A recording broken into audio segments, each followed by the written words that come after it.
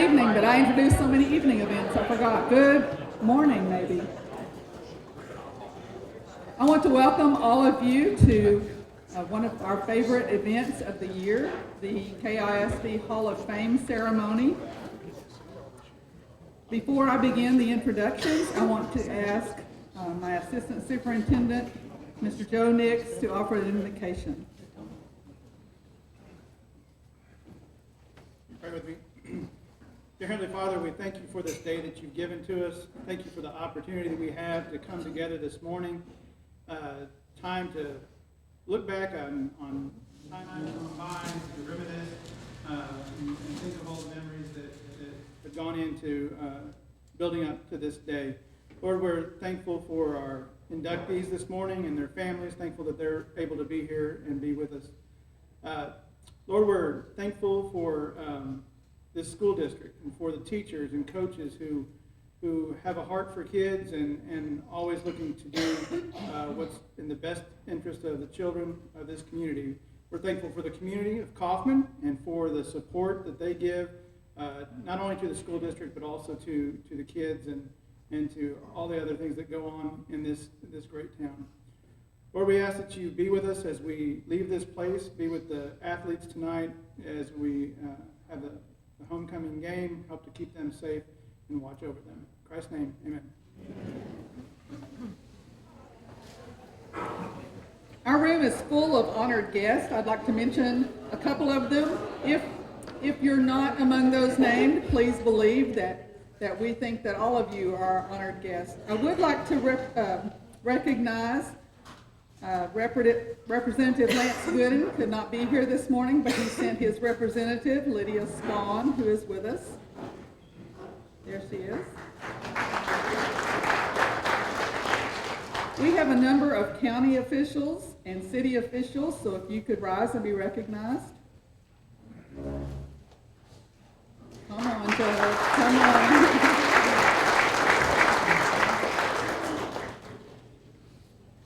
Do we have any candidates running for office that I haven't seen? Okay.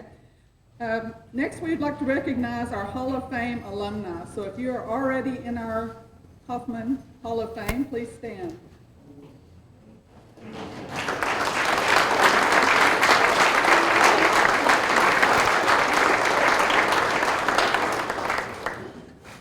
If you're an ex-student of either Kaufman High School or Powell High School, go ahead, raise that line proud.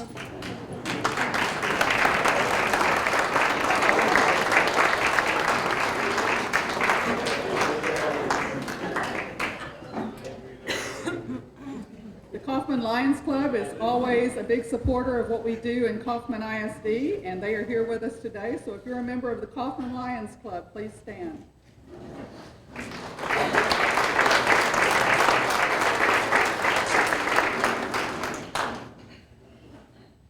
Finally, a hard-working group that I could not do without and the school could not do without, our school board members. We have President Byron Gregg here today, Vice President John Zaby,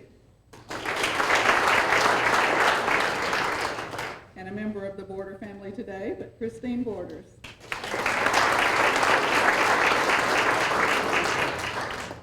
I do want to make a little bit of a shameless plug. When we redid our facilities here, we created a Kaufman High School museum, which is located next to our cafetorium. It's not full yet, but I have been eyeing some of the things on the back table. We have all of our yearbooks, some uniforms, some memorabilia, some old photographs, and we'll take anything that anyone in this room has that we could put in the museum other than we have plenty right now of blankets and uniforms, but any other memorabilia, please think about us and bring that up to the central office for us. Also, as I mentioned, new facilities, but one of the showcases of our new facilities is our new competition gym and a fine arts center. So if you have time after this meeting and would like to walk around and see those facilities, we would love to have you.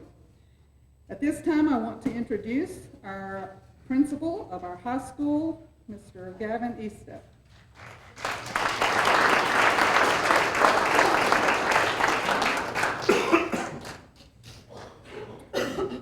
Blaylock. Good morning. I'd like to welcome everyone here today. I know she welcomed everyone, but I'll personally welcome you as well. As I began to think about today, I started to think about the importance of an event like this.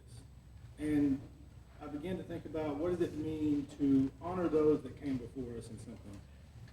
And those who have helped build a school, those who have helped build a culture, those who have helped build a community, which is what we're looking at in this case.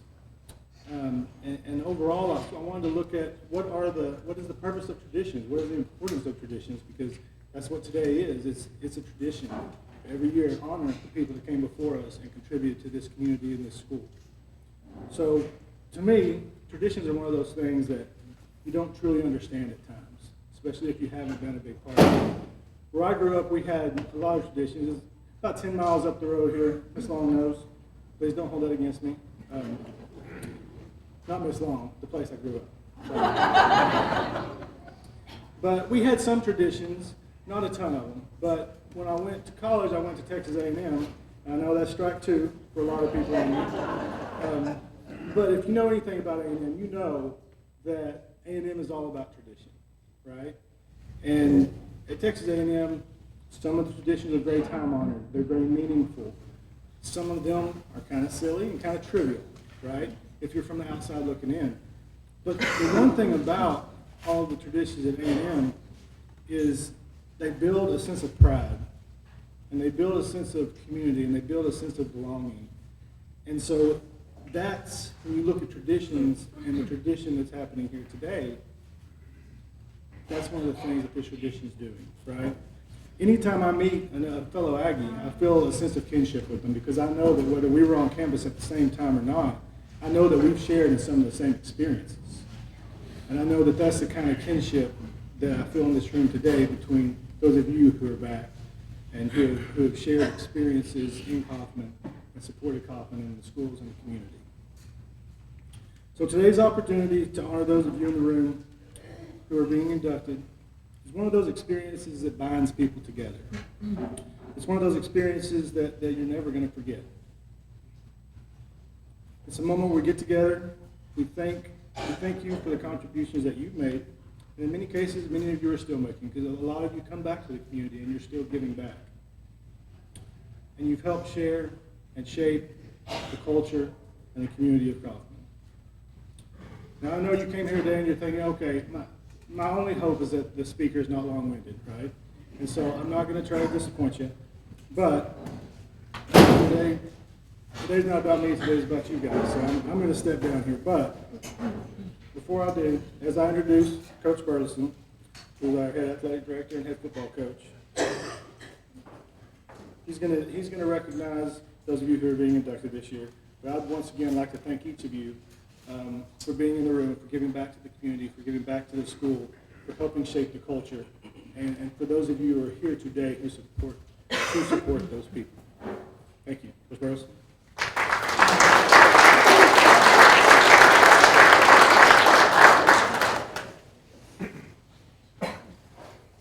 Okay, again, thanks for being here today. Got a good crowd here. Excited about the opportunity, and I appreciate the honor of being able to introduce our new members. But first, I'd like to start by thanking a few people. Obviously, I want to thank the school board for making today possible. I want to thank Dr. Blaylock and her administrative staff for making today possible, especially Miss Kathy and Miss Benita for putting all this together and getting everything ready. I want to thank the selection committee for all the work that they do, going through all the nominees and getting down to it. And then last but not least, to Julio's and their staff for the meal and all the work that they do out here preparing those. So let's give those people a hand, please.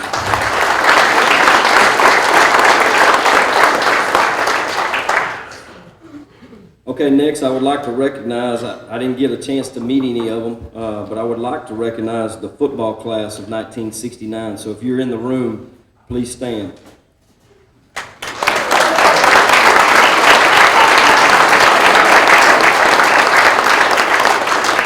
If I could have one of you guys come up, or all of you.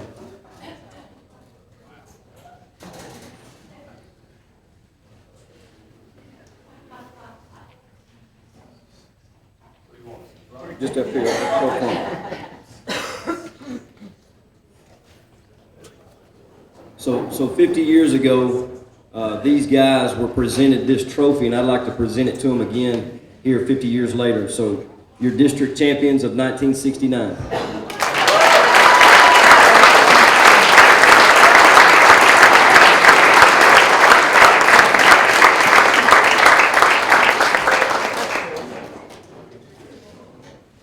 One of you guys is not Mark Phillips. No. What about Steve Lott? Mr. Lott. So Mark Phillips and Steve Lott emailing me quite often leading up to this event. They want to make sure everything was just right, and I want it right for them. They sent some videos, and I wish I had a projector so I could show you guys these videos from 68, 69, and soon to be 67. They put together some clips with some music, and of course in 68, 69, and 67, I wasn't alive. But I kind of like y'all's music. Tonight at the game, or prior to the game, I'd like to invite all of the members of the Sports Hall of Fame down to the track. You guys are welcome to come down there and hang out pre-game before the game starts. And then our new members, we're going to have you guys come out and be our honorary captains and toss a coin for us, or call the toss for us. You guys come down there. The last thing I want to say before I start introducing is I want to leave you with a quote that sums up what I think the Kaufman Sports Hall of Fame is all about. And it goes like this: excellence in sports and excellence in life is bred when men and women recognize their opportunities, then pursue with a passion.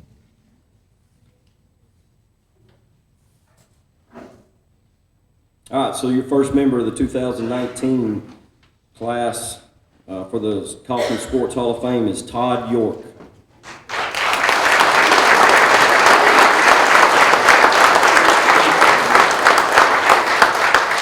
He was athletic director and head football coach from 2003 to 2016. Coach Todd York began his coaching career in Kaufman in 2006.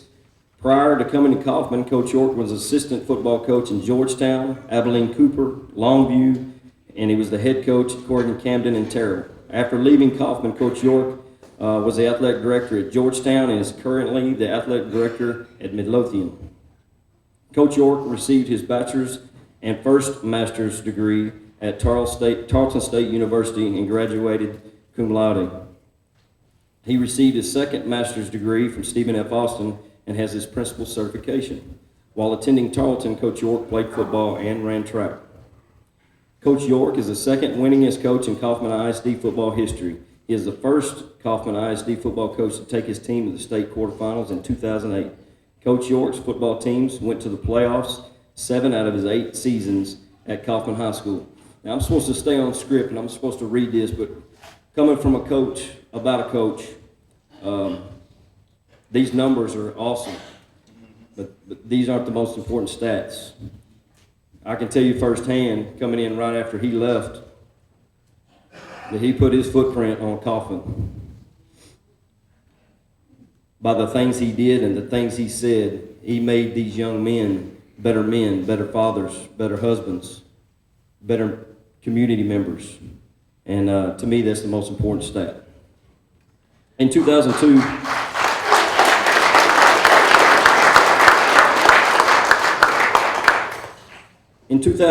coaching in Corrigan Camden, Coach York won the Class 2A Division I state championship. He joined an elite coaching group that day.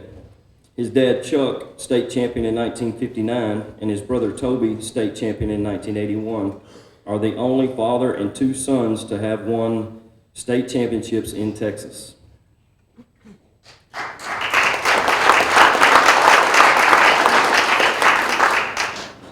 For those you don't know kind of the numbers, less than 2% of all coaches in the state of Texas win a state championship. And for 3 guys at 3 different schools to win one from the same family, that's impressive.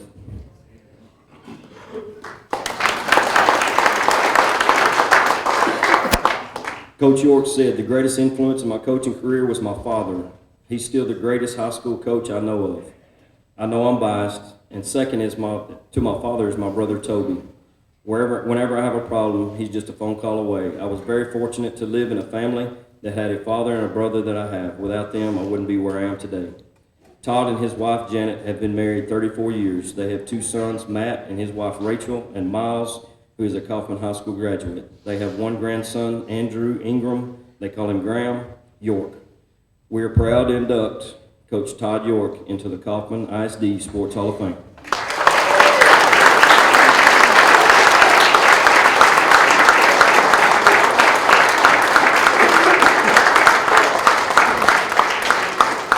Thank you, Coach Burleson. I appreciate that. That was pretty awesome. You know, I'm pretty sure that this will not elevate me to the status of Todd Gent, but it is a step in the right direction. And we're just so grateful to be here. I want to thank the selection committee for this wonderful honor. It caught me off guard when we got it, but Kaufman was a truly special place in my journey, and my journey has been considerable. The first thing I would like to do is recognize the head table that has come to see me. First up is Coach David Benbow, former Kaufman line assistant coach, and was part of my 2002 state champion staff.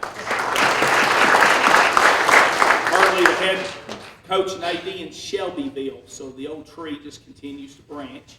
I'd like to recognize my brother-in-law and sister-in-law, Arlen Heatherly and Cindy Heatherly. They live in Flower Mound, and they have loaded up and watched many of our ball games, and I'm always grateful to that. The friends that have been with us as long as I can remember, for 40 years, Terry Gamble and Cindy Gamble and us have trekked around the state of Texas, and all I can say is thank you. And I look forward to the next 40. It's going to be pretty good. And last but not least is my bride of 34 years, Miss Janet. I told her earlier, I said, you know, I think your cowbell's what ought to be able to go in the Hall of Fame. And if you didn't know it, she can decorate a mean locker room too. But she bore me 2 wonderful sons, and we're very proud of them. And I'm going to tell you, becoming a granddaddy on April 10th is one of the single greatest things that I've ever experienced. And I'm getting on a plane in the morning at 9:30, and I'm going to go see that little rascal in Birmingham. When they hired me on the last job, I said, okay, I'm coming, but I'm going to go have to see Graham when I want to. And they agreed to that. So the one thing I would like to do up here, and I don't want to be too long, is when you have a program, and program was very important to me, you have to have 3 parts in order to be successful, and all 3 are vitally interested. So I want to recognize those. The first thing is you got to have an elite administration.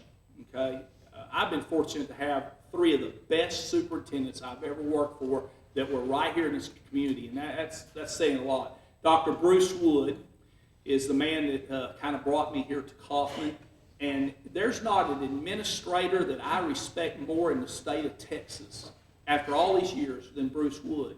And very fortunate to have him. And then when he left, I thought the world was coming to an end. He said, no, it'll be okay. Gotta go.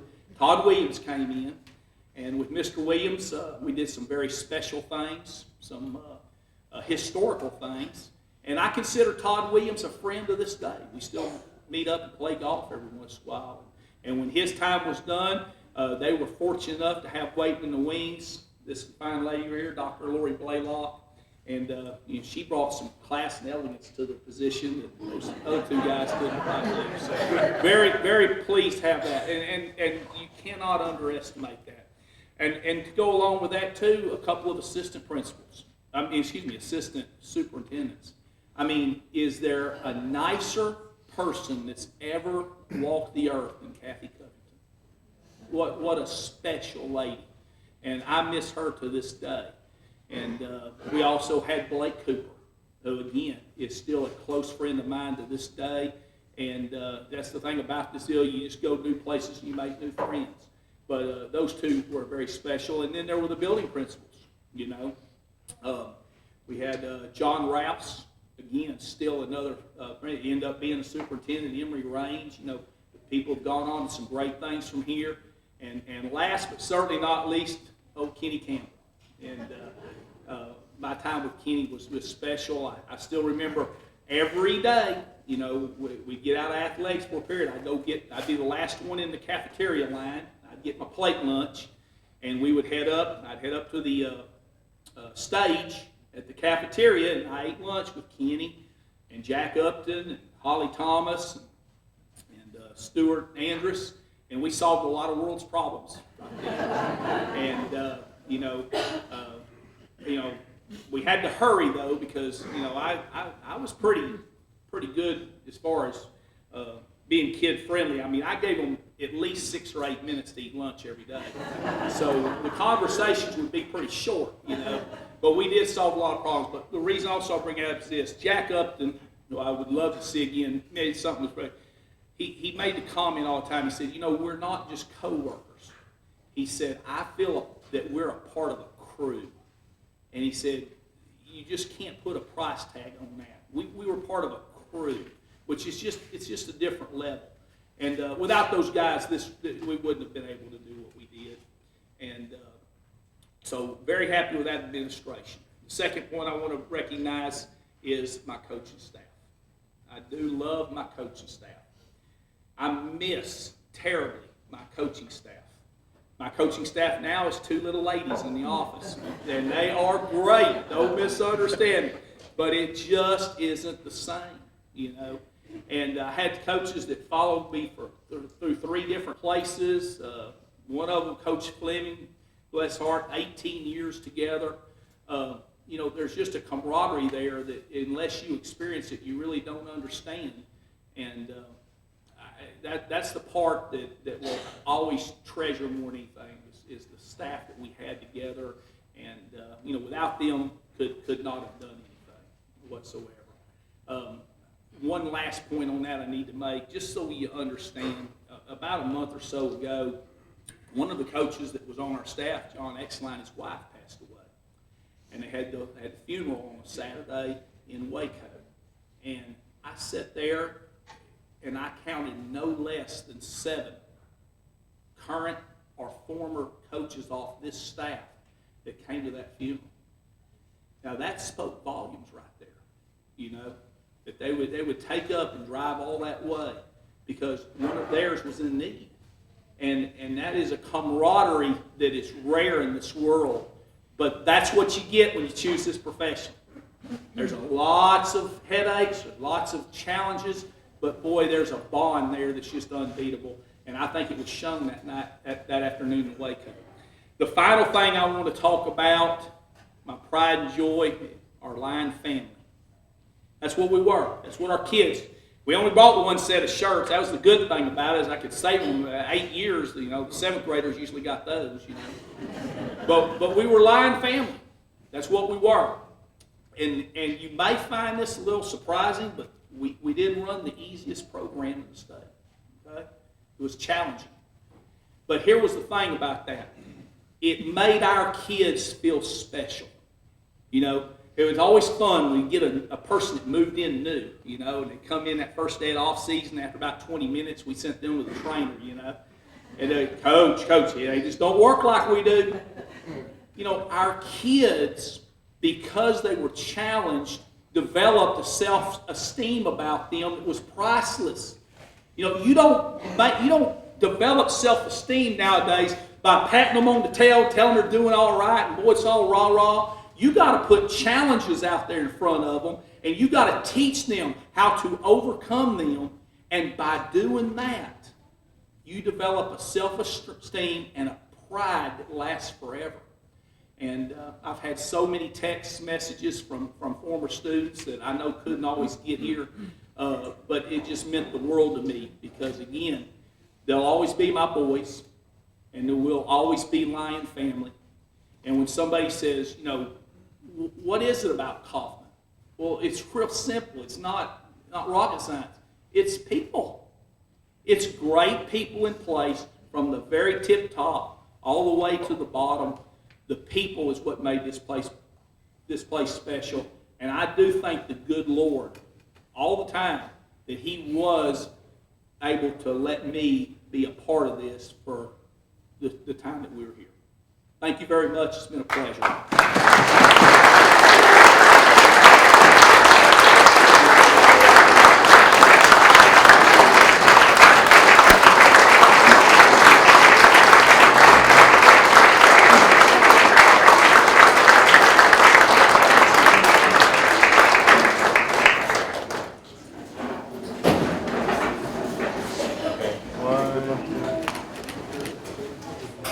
I do have a little, I forgot a little bit of something.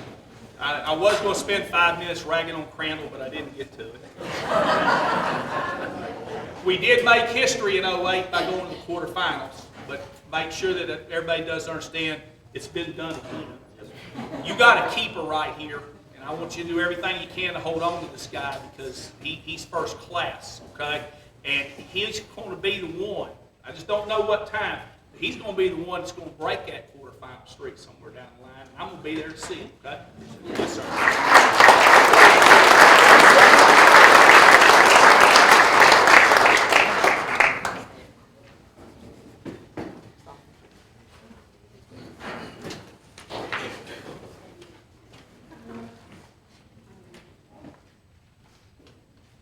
Thomas W. Borders, Jr., Tommy.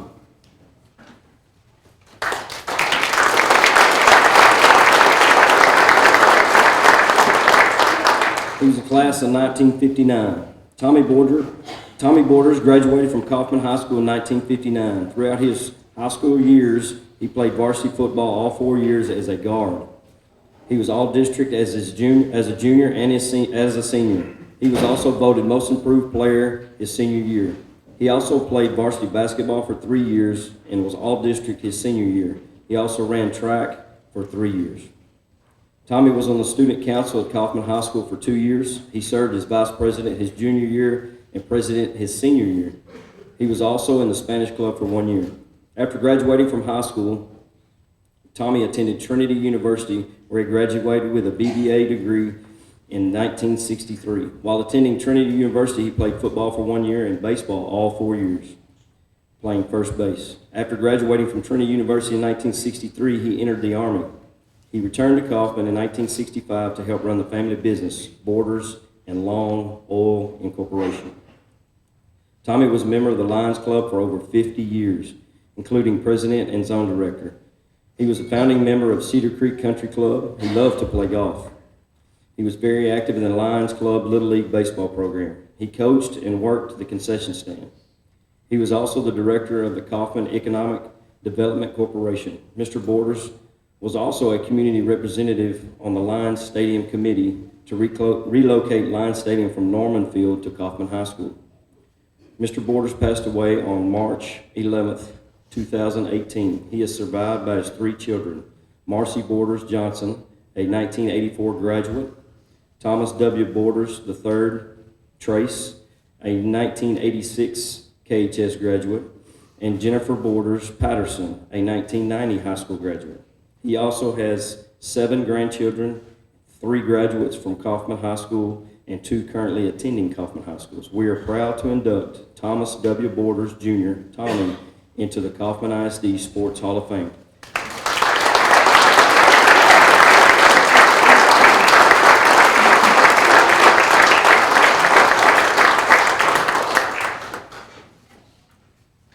Good afternoon. I'm Trace Borders, one of my dad's sons. He obviously would be very honored and very humble to be standing up here in front of you guys.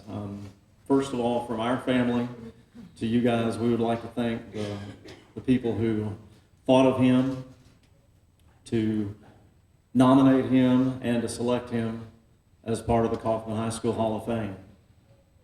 If my dad was here, he would probably say that he didn't do anything extraordinary because that was just the way he was. And to understand that thinking, you have to understand when he grew up. He grew up in the 1950s, and back in the 1950s, things were a lot different than they are today. In the 50s, if you were a male, you were expected to do certain things because, let's face it, growing up in Kaufman, small town Texas, there weren't very many boys in each class. So you were expected to play football, you were expected to go to basketball as soon as football was over with, and you were expected to run track as soon as that was done. So there were a lot of expectations back then.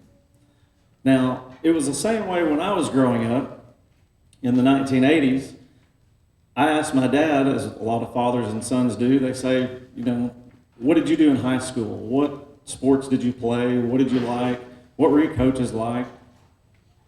I asked my dad those questions, and almost every time I would ask him, he would come up with at least 5 or 6 of the same things every time. And one of those things had to do with playing football for Kaufman High School. He absolutely loved playing sports for Kaufman. He loved this community.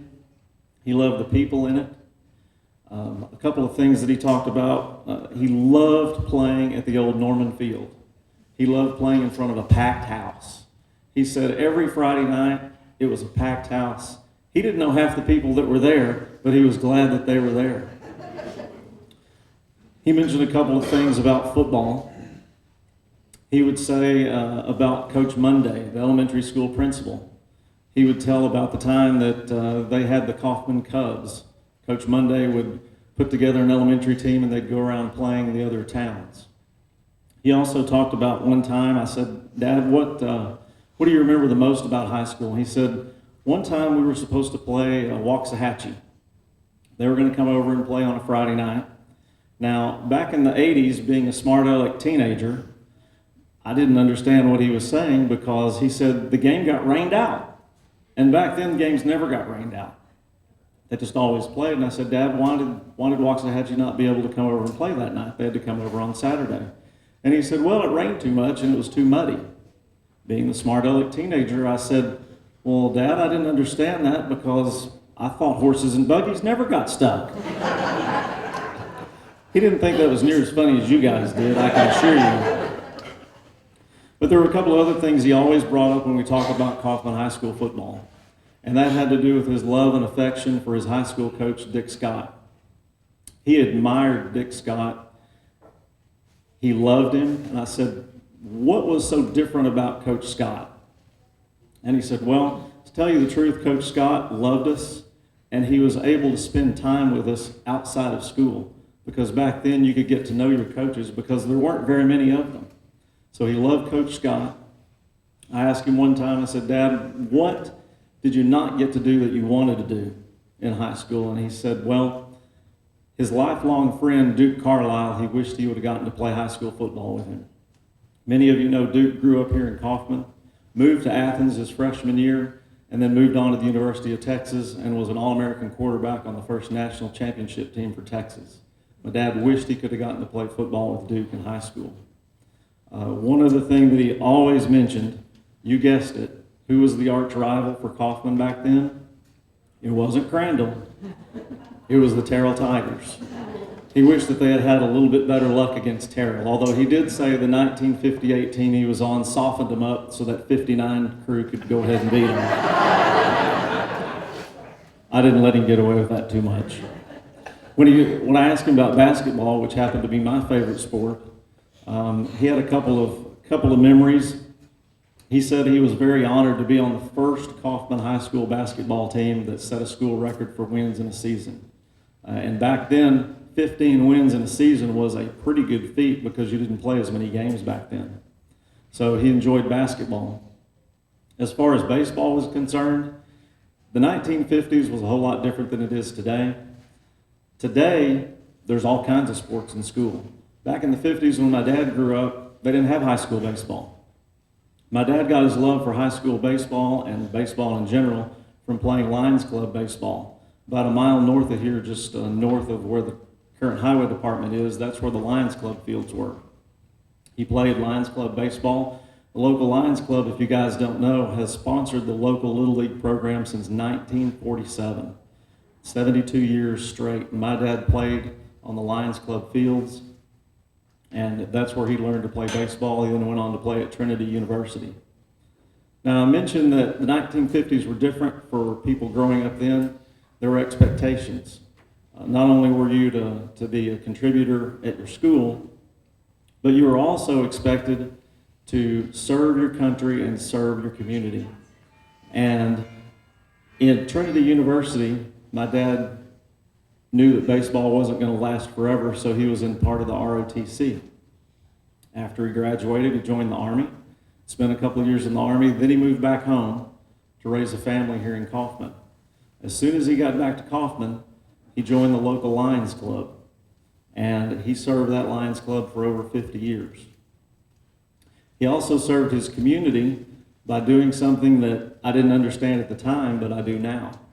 I remember many nights piling into a car with my sisters and my mom, and we would go to see Kaufman High School play football or basketball.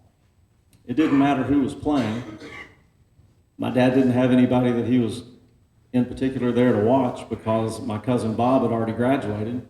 So we just went to go watch the games and to participate and to be there. And that was extremely important to him. So as I close today, I think if my dad was here, he would probably challenge each one of us to continue that. No matter where you are, no matter what city or community you're in, pile into that car, go support a local high school, and let those athletes know that you care about them. Again, from our family to you guys, we thank you for this honor, and go Lions.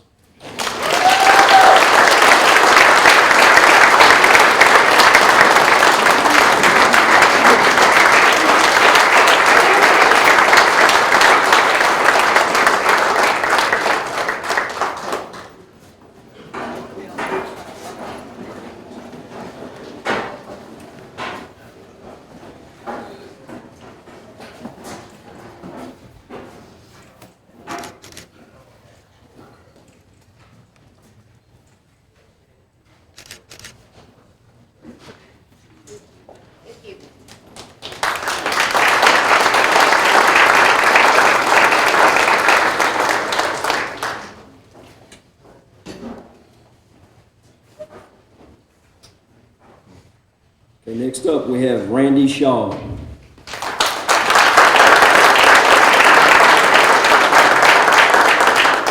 He was a member of the KHS class of 1985. Randy T. Shaw is a 1985 graduate from Kaufman High School. Throughout his high school years, Randy played varsity baseball, center field for 4 years, varsity basketball point guard for 2 years, and ran cross country his senior year. He also was a varsity trainer for 2 years. He received first team All-District in baseball 3 years, first team All-District in basketball 2 years, and cross country district runner-up. He was named Boys Athletics MVP in 1985. He is a member of the 1984 area champion basketball team and the 1985 by-district champion basketball team.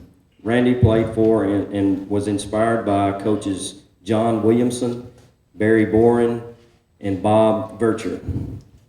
After graduation, Randy attended Trinity Valley Community College and received his EMT certification. He is a graduate of IEC, Independent Electrical Contractor School. He received his journeyman license at 20 years old and his master's license at 22. He was an electrician for the city of Dallas and promoted to manager of all trades over the Parks and Recreations Department. In 2006, he became the owner of Whiteside Electrical Contractors. Randy has coached numerous boys and girls sports when his children were younger. He has been a constant supporter of Kaufman ISD athletics through the years, especially the KHS boys and girls golf programs. He continues to help support area junior league golf programs in hopes that area kids find the same love for the sport that both of his children have.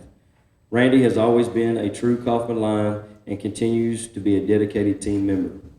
Randy and his wife, Amy, a 1987 KHS graduate, have a son, Blake, a 2013 KHS graduate, and a daughter, Brooke, who is currently a senior at KHS. His parents are J.C. and Susan Shaw. We are proud to induct Randy Shaw into the Kaufman ISD Sports Hall of Fame.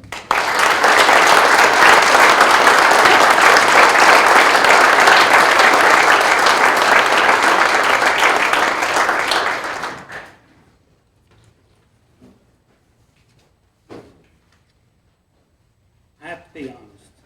When I found out that I was going to be standing in front of y'all today, giving a speech, I panicked.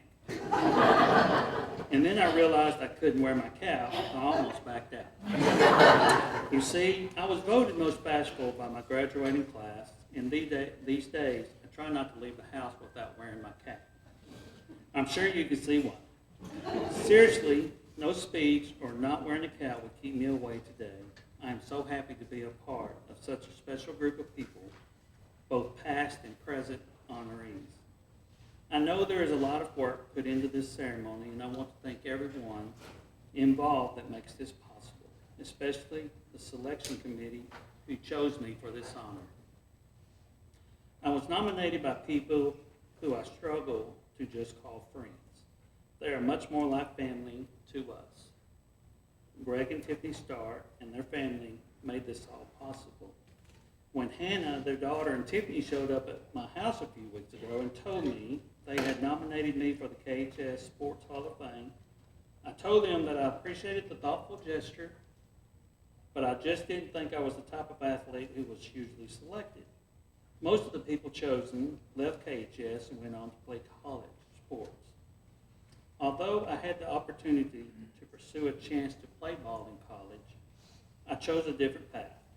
And for that reason, I was shocked when Kathy called me.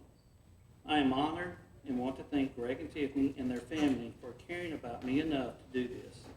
It's pretty funny though, since Greg was actually an opponent in our high school basketball and baseball days. He played for a team a few miles down the road. They were tough and just downright mean. Now we are best of friends thanks to the lifelong friendship our wives have. I can't imagine doing life without them. As I reflect back on my career in sports at KHS, there were many people that made a huge impact on me, but 3 coaches really stood out. One was Coach Bob Furcher. He is here today with his wife, Beth, who coached volleyball here at KHS, and they're at the back right there. Beth was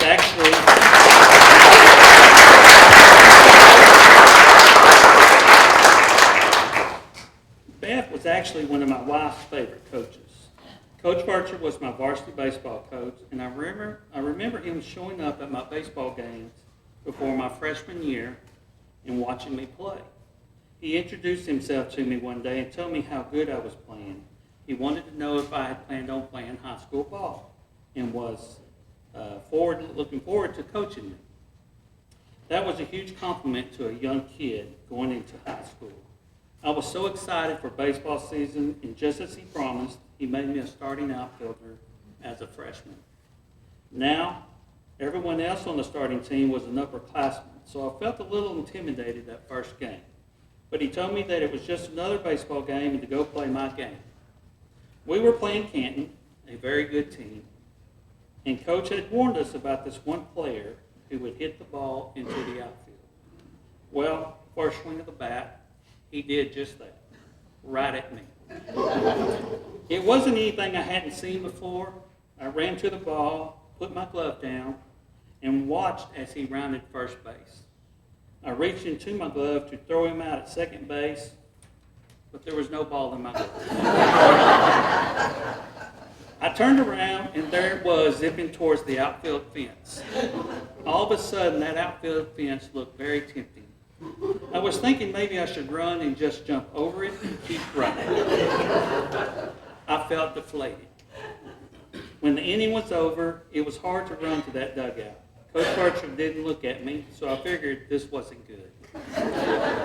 He then came over and sat beside me and calmly said, "Welcome to high school baseball. Now go make up for it at the bat." I did just that. I went 3 for 3 and didn't miss another ball that day. He believed in me that day and every day after, and for that I'm so grateful to him. I started every game from my freshman year to my senior year, and baseball was my true love in high school. Thank you, Coach Furcher, for being just what I needed. You are a huge reason why I'm here today. One of the funniest things he ever said to me came either my freshman or sophomore year, as we won more fist fights than we did ball games. He looked at me, and I can't quote his exact words, but he said that we should have been a boxing team instead of a baseball team. One other story about Coach Furcher is we probably got in a fist fight during this game. I believe it was in Van, my sophomore year, and we were playing, and he got kicked out of the game. Probably because of fist fight, who knows? And we were playing the game, and all of a sudden you heard this voice from far away. So the team looked over. There he was, standing on top of the bus, still coaching us. Yelling at us. That was Coach Furcher. Two other very influential people were my basketball coaches, John Williamson and Barry Bowen. Coach Williamson pushed me from my freshman year through my junior year to not only be a better basketball player, but how to lead a team. I was the point guard, and he instilled in me leadership qualities. We made it to the regional tournament my junior year, but came up short. I want to thank Coach Williamson for molding me to be a leader on the court and having confidence in me. Coach Williamson left KHS after my junior year, and Barry Bourne became the new varsity basketball coach. I remember the first time I saw Coach Bourne walk into the gym for our first practice. I was used to Coach Williamson, just a good old country boy. Coach Bourne was not that. He walked in with his collar popped up, with shorty shorts on, and wore these preppy looking glasses. He looked like he just walked off of California Beach. I looked around at everyone, and I think they were thinking the same thing I was. We are in for a long season. But I was wrong. He knew basketball and was the ultimate motivator. He believed in me probably more than I believed in myself, and that attitude pushed me to be the leader he knew I could be for that team. After an amazing regular season, we won our bi-district game, and I played one of my best games ever. As I was leaving the court that night, Coach Williamson, who came to watch us play, was standing there smiling and said, "I knew you could do it. You played great tonight." In the area championship game, we were matched up with a team from Hughes Springs. I called them the Hughes Springs Giants. I thought these couldn't be high school boys. These had to be men. They were well over 6 foot tall. Although we fought hard, we came up short. I learned so many lessons that year, including how to overcome adversity. Those lessons have helped me in life, and I'm so grateful for Coach Bourne. Good coaches have a huge impact on players and help mold people forever. Lots of life lessons can be learned from coaches if you pay close attention. Although I didn't pursue my dream of coaching high school baseball, I have gotten to coach my kids' teams throughout the years, and maybe that's the ultimate coaching job. I helped coach Blake's baseball teams, and I coached for Brooks' softball and volleyball teams for quite a few years. The relationships formed with these boys and girls and their families are priceless. The last group of girls I coached in volleyball are seniors this year and will graduate with my daughter, Brooke. Although we are here today to honor the long tradition of sports here at KHS and all the memories of the games, wins, losses, lessons, awards, and the impact those things have on our lives, none of those things compare to my family and friends.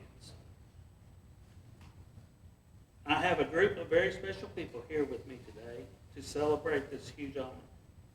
In addition to Greg and Tiffany Stark and Bob and Beth Furcher, my lifelong friend Dennis Bailey is here. He played baseball with me in high school and also graduated with me in '85. My mother-in-law, Susan Atkinson, is here with her husband, Randy. She was my junior English teacher, and her passion for poetry, which still today, I still cannot understand poetry. But her expectation for us students to love it was scary enough.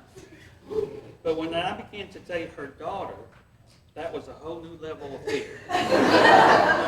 Seriously, Amy's family has always been some of my biggest supporters in life. Susan would drive many miles with my brother-in-law, Grady, who is here today, to come and support me and watch me play basketball. I really think Grady, who was about 9 at the time, would chase the girls under the bleachers most games. But having the three of you here today means a lot to me.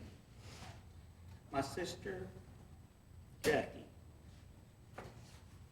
who is a KHS graduate of '88. It's also here today. I can't imagine how many games you were dragged to watch me play year after year. Thank you for your support back then and still today. My wife, Amy, thank you for believing me in all these years, all 35 of them, and always supporting my dreams. 13 years ago, she stood by me as I fulfilled my dream of owning an electrical business, and because of that gamble, I'm fortunate enough to be able to work with my son and my dad every day. My dad and mom. I don't know where to begin, but by simply saying thank you for every sacrifice you made. I don't think you missed any of my games, nor have you missed anything my kids have ever participated in. You were positive, even when I thought I could have done better, like missing that first high school baseball hit too. You still had something positive to say. Thank you for pushing me to be the best at everything I can do. This brings me to two people who have taught me more about life and what matters most, my kids. Blake is a 2013 KHS graduate and a graduate of SFA. And Brooke, fingers crossed, will be a 2020 graduate in KHS. Although they both succeeded in other sports here at KHS, their love for golf has brought them success on the KHS golf teams. Amy's grandfather instilled the love of golf in my family, and I've been so fortunate to be able to spend lots of hours with them both on the golf course throughout the years. That's valuable family time right there, most days anyways. I'm so proud of the individuals you become, and being your dad is the biggest honor of all. In closing, I would like to mention what an honor it is to be inducted at the same time as Tommy Borders. I'm not sure if his family knows this or not, but he taped most, if not all, of my basketball games my senior year and gave them to me on VHS tapes. I'm sure I thanked him at the time, but not enough. Those tapes are priceless. They have provided many hours of enjoyment and also served as proof to my kids that, one, I could run up and down the basketball court and play basketball. Two, I was skinny at one time. And three, I did have hair. Lastly, I just want to say thanks again to everyone involved for organizing and holding such a special event for the athletes and coaches. I will cherish this forever. Thank you.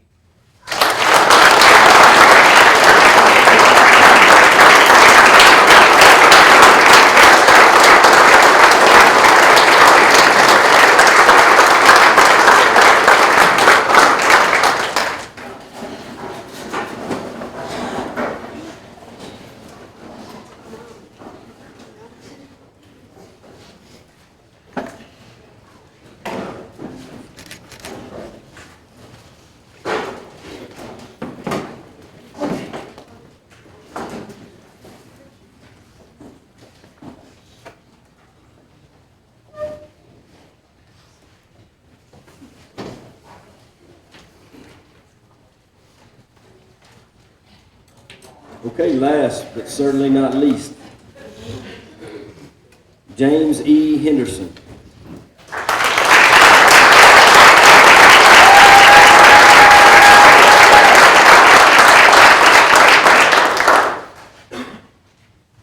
James Henderson is a 1995 graduate of Kaufman High School. He played varsity football as a fullback and defensive end.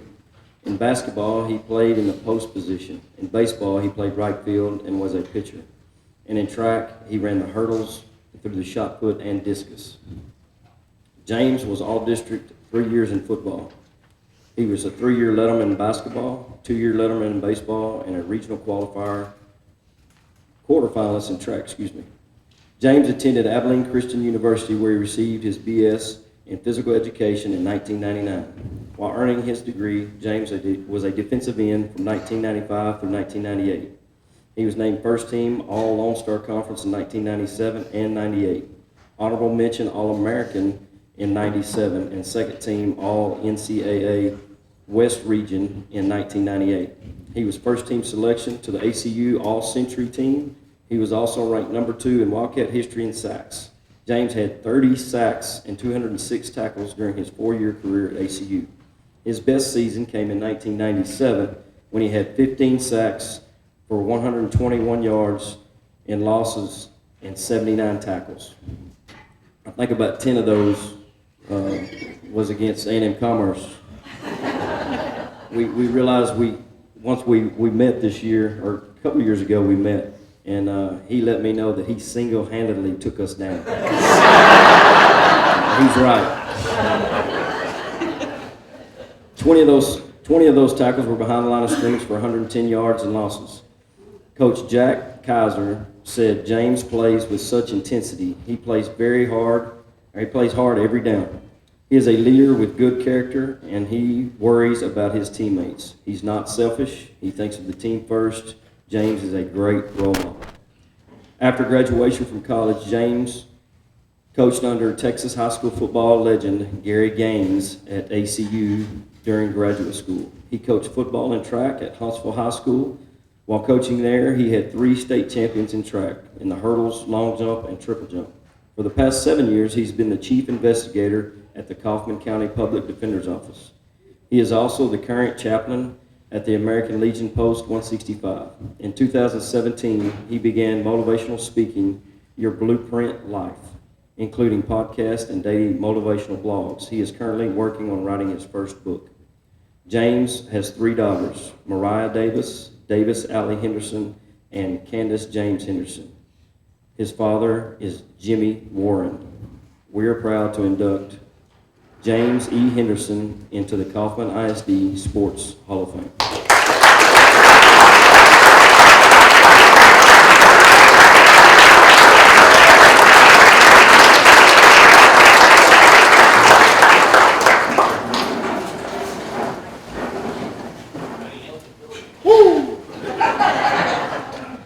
That's all I have to say is woo. But if you know me, that's not all I have to say. I'm going to say it like this. What a mighty God we serve. I'm going to say it again. What a mighty God we serve. What y'all don't understand is this, is I'm not supposed to be here. I've always heard that all my life. You're not supposed to be here. How did you get here? I could have believed that. I could have soaked that in and just embellished it and just, no, I'm not supposed to be here, so I'm going to leave. But I didn't. And here's why I didn't. Because I had some strong men and strong women that refused to let me buy into that garbage. I'm sorry, I'm going to be a little bit straightforward. You all right with that, Coach? More than all right. Okay. One of my greatest heroes is sitting in here. He's sitting on the front row. And he didn't know I was going to talk about him, but I'm going to talk about him. I'm talking about you, Daddy. 1978. Jimmy Warren and Essex Warren pulled into a house over in Terrell, Texas. There on the porch was this little 2-year-old boy sitting next to his mother, sitting next to her brother on the front porch. They got out of the car and walked to the porch, and there was this little boy with a can of beans, with his hands eating beans out of the can, cold beans out of the can. Now, my dad almost lost it. My grandfather knocked those beans out of my hand. Yeah, that's me. Picked me up on his hip and put me on his hip, and he looked at my mom and said, "This boy's coming to live with me." And the greatest love shown that day was his. And I went to live with my grandparents. I went from Terrell, Texas to Gastonia.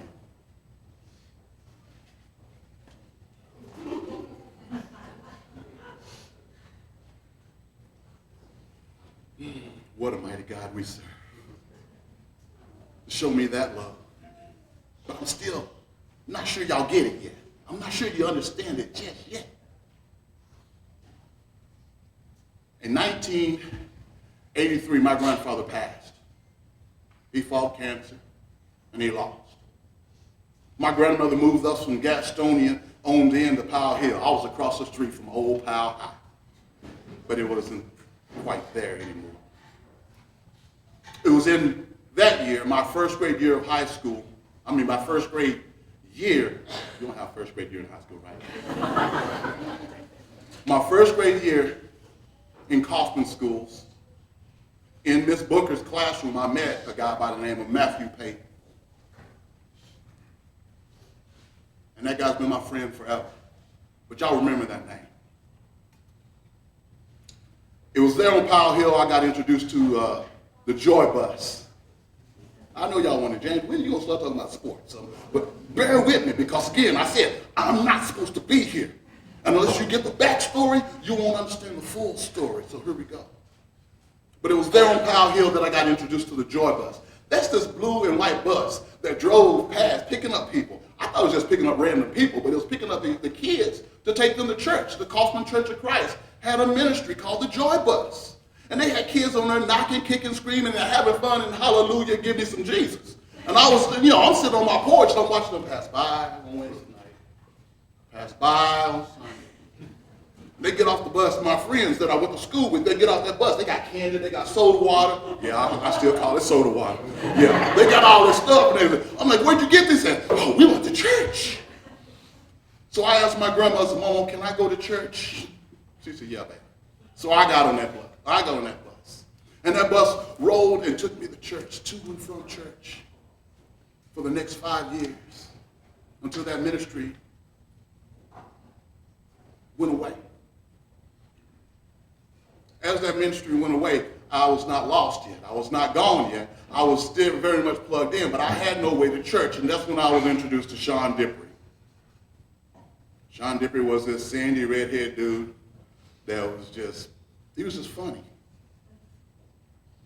He was my gateway. He was my opening to a man by the name of Gary Dippery. You see, Gary Dippery is the husband to Jennifer Dippery. And if you are a school teacher or an educator and you know someone with special needs or any type of deals, you would know who Jennifer Dippery is.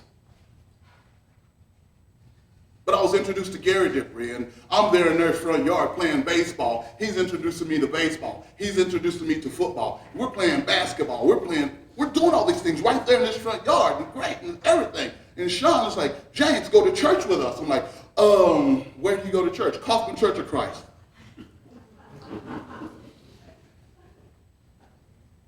We had been going to the same church, but yet we were not connected yet. So now I had a way to church. Gary Dipper and his family would come out and pick me up for church. Every Wednesday, every Sunday, we were going to youth groups and stuff. Gary Dipper turned around in tune with that. He would sign me up for baseball during the summer. I'm playing Pony League baseball. I'm running track during the summer. Everything, all this stuff. And he's right there with me. Yeah, you can do it. You can do it. Yes. You want to play? No. You know you're not going to do that. But he would do these things. He showed me love. He gave me something that I didn't have full-fledged. He believed in me.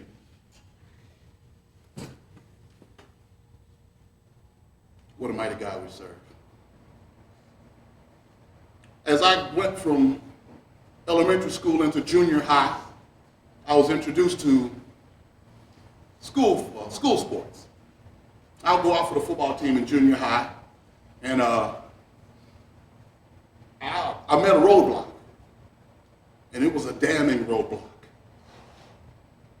I go out for the 7th grade football team, and this coach, I'm going to say his name because frankly I don't care anymore. I'm going into the Hall of Fame.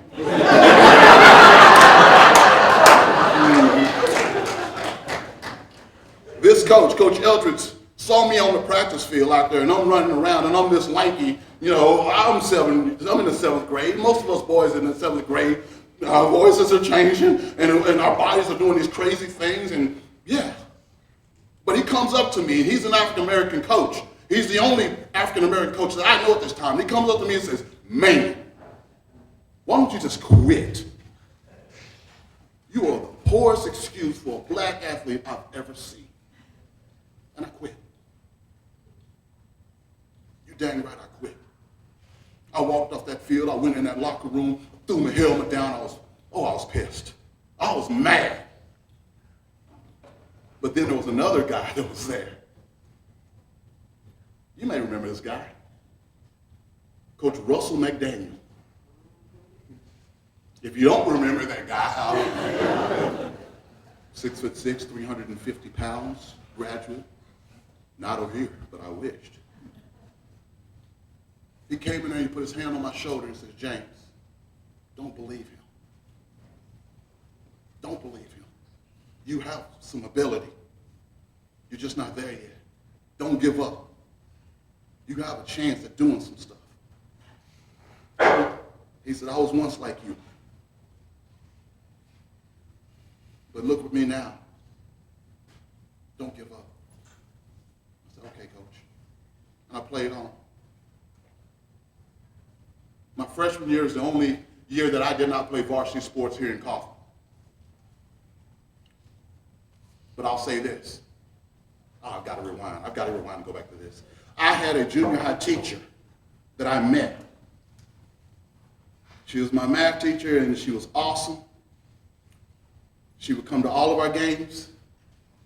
And later on, she became a really good friend of mine. Could have been because I was kind of sweet on her daughter, but that's another story. We're going to keep going right here, all right?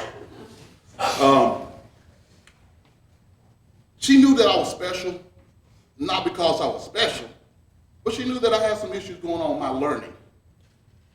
And she would take an extra time away from school to help me understand my math, to put me in tutoring, to make sure that I really got it.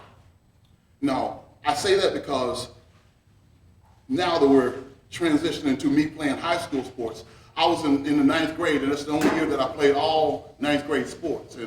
And we were good, but we weren't great.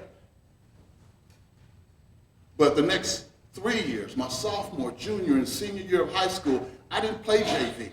I was on varsity. I played varsity basketball. I played varsity football. I played varsity baseball. And I'm going to tell you right now, most people don't realize, and even some of the people that really know me, I think there's probably 2 people in this room that knew that I played baseball. Yeah, there's maybe 2 people in this room that knew that I played baseball. But I made sure that I went and got that article that showcased me hitting a home run playing baseball, so y'all respect that. So there's truth of it, okay? But my introductory to varsity baseball as a sophomore, we went over to Red Oak. Red Oak in the 90s was a really good baseball team. And Coach Poppins at the time decided that, James, we're going to pitch in this game. So my very first game playing varsity baseball, I'm thinking I'm going to get up there and do it. I'm a sophomore. I'm a pitcher. I'm a left-handed pitcher on top of that. My very first pitch, I saw go over the fence like in that fast. And I knew I was in trouble. But I played baseball, and I enjoyed it. But I'll say this. I said all that to get you to this, to say this. What a mighty God we serve. I was known as preacher man in high school. The guys, they all, oh, James, don't come over preaching to me. I'm not going to preach to you, man, but I love you. And we had that type of bond. We had guys, we would spend every day in practice together. Whether it's football, basketball, doesn't matter. Running track, doesn't matter. We would spend those times with each other on the field. And off the field, guess where we're at? We're at each other's house. Swimming, playing Mario Brothers, I guess. That's what it was. Playing games, wrestling. We were bonded. Not too long ago, I talked to the football players, the current line football teams, and I talked to them about something now that I'm going to tell you about right now is this. The greatest thing I've learned from athleticism and from sports is not the actual game. The game is just a platform. The game is just a field that you can line up on. The greatest thing I've learned from playing the sports that I played was love. Let me say that again. The greatest thing I learned from playing these sports is love. Not love of the game, it was love of one another. Because I promise you, when we lined up, we would do anything for each other. Don't matter. James, I need you to knock down this wall. Let's go get it. I need you to go and try and block this two-time All-American. Bring him here. We loved each other. And it showed. No, we didn't win. We didn't win no state championship, Coach. We didn't do it. But what we won was we won a town over. When we went on the field, I loved it. I loved it because I knew if I looked behind me in those stands, they were full. And people were having fun. They were giggling and bopping. Go Lions, go. And it was awesome. We were superheroes. We were superheroes. When we won, we doing this. When we lost, we're like, But we got after it. And we got that love. We were shown that love. So I'm telling you right here, when I graduated high school, I ran a 4.8. I was a running back, defensive end, and I ran a 4.8. Is that fast, Coach? He said, no, sir, in case you heard. That wasn't fast. I wasn't the fastest guy on the field, on any sport. I'm saying, was I the strongest? Justin? When we went in that weight room, was I the strongest? No, you outbenched me. You don't remember. You outbench pressed me. I was not the strongest. Was I the biggest, Matthew Pate? And you were the other, huh? I wasn't the biggest. So what separates me? What separated me? What separated me more than anything else is this, is I had a dad that promised me things, and he fulfilled those promises. I had a Gary Dippery that believed in me, and he knew he wouldn't let me fail. I had a Linda Cardoza that taught me and wouldn't let me not understand it. I had a Justin Lewis that would block for me. He was my offensive lineman. Now never mind, we don't talk about that. But then I had a Matthew Pate. I told you I was going to come back to this guy. 2009, I went through a failed marriage, and I came back to Kaufman broken. I was so broken that I was contemplating ending it off when I said I was not supposed to be here. I am here. And when I came back, Matthew said, hey man, come stay with me for a little bit. I got you. My old classmate, my old teammate, my old friend, come crash here for a minute. He didn't know this at the time, but I'm standing in his RV, and I've got a bottle of whiskey right there next to me, and I've got a 357 that's right there on the table too. He doesn't know this, but he's knowing this now. When he came and knocked on that RV door and said, hey, James, the family wants you to come and eat with us tonight. He was saving my life. He didn't know that then, but he knows this now. I am who I am because a man saved my life. How did he save my life? Why did he save my life?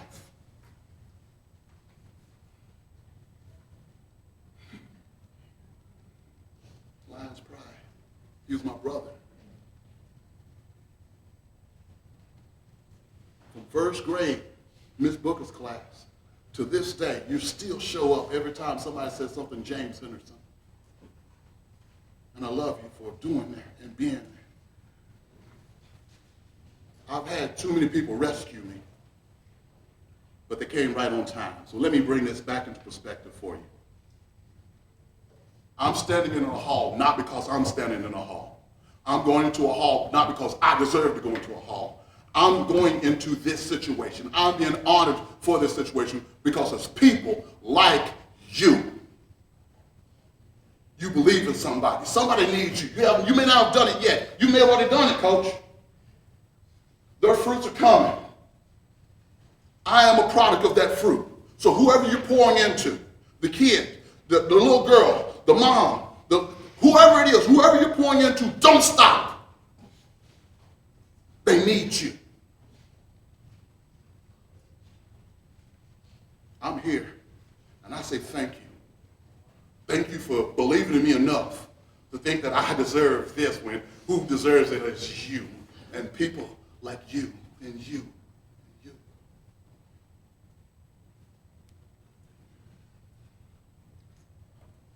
This is not my Hall of Fame. This is y'all's. But I'll claim part of it with you if you can claim the rest. But thank you.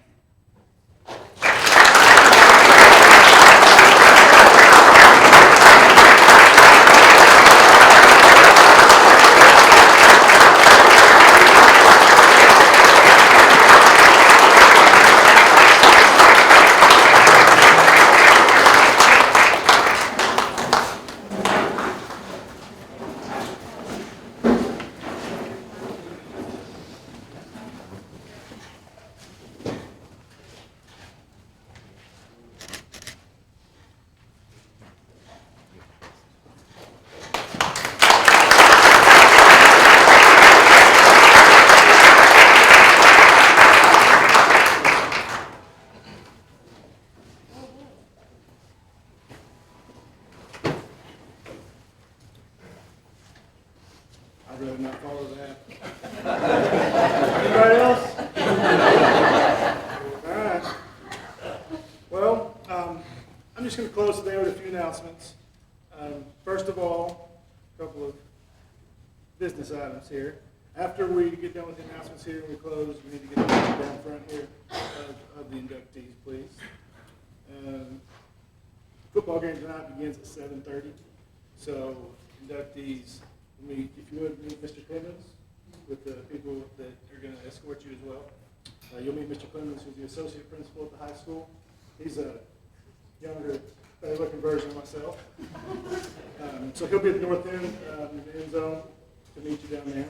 And then at the beginning of the game, you'll walk out through the tunnel. They'll announce you.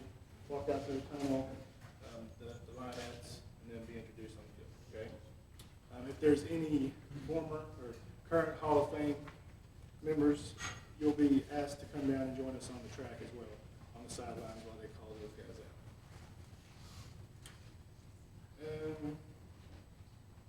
Other than that, Miss Five Coat, could you stand for me for a second? If you guys don't know Miss Five Coat, she will have your tickets and the tickets for the people who are escorting you as well. So see her in order to get your tickets. All right. So to close, I would like to just say thank you all for coming. I think we can see that we have some very deserving members going into the Hall of Fame here this year. And they set the bar pretty high for us all to follow, and I'm glad that they did, because that gives the students here now great examples to follow and strive for. So thank you all for coming out. Congratulations again to the four of you guys. Very honored to be here to congratulate you today. Thank you.